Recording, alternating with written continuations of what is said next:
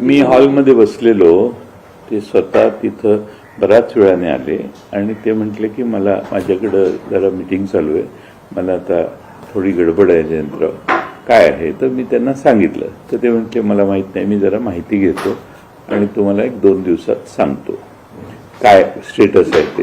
मी म्हटलं आता स्टेटस म्हणजे काय अपात्र ठरलेले आहेत, त्यात आम्ही अपील करणार आहे. अपील नगरविकास मंत्र्यांकडे असतं, पण तुम्हाला आणि त्यांना दोघांना भेटून सांगावं अशी त्यातली भाग आहे म्हणतं. कोणी नव्हते. नाही, मला कुणाची भेट झाली नाही. ते मी हॉलमध्ये तिथे एकटाच होतो. बराच वेळ चहा घेतला मी आणि बऱ्याच वेळाने ते बाहेर आले. पण मग आता हा कोइन्सिडेंट मानायचा का की तुम्ही नाही, मला माहित नाही. मला कसं कळणार कोण आहे ते, कोणाशी चर्चा करत होते याची मला काही माहिती नाही. मी घरी आल्यानंतर फुटबॉलची मॅच बघत बसलो होतो.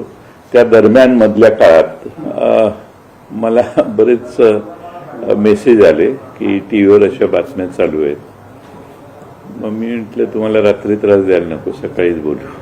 मग या ज्या आता पुन्हा विलिनीकरणाच्या ज्या काही चर्चा सुरू झालेल्या आहेत त्याचा आणि काही संबंध नाही हो. ईश्वरपूर आमचं शहर जे आहे त्याच्या नगराध्यक्ष पदाचा निर्णय हा चुकीचा झालाय, एवढंच मला त्यांच्या कानावर घालायचं होतं.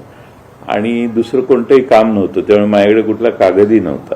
मी त्यांच्याकडे काही निवेदन दिलं वगैरे अशी काही भानगड नाही. मी जाऊन त्यांच्याशी बोललो.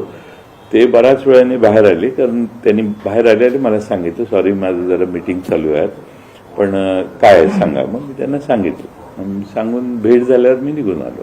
त्या पलीकडे कोणती चर्चा करण्याचा प्रश्नच उद्भवत नाही ना. अशी चर्चा आहे की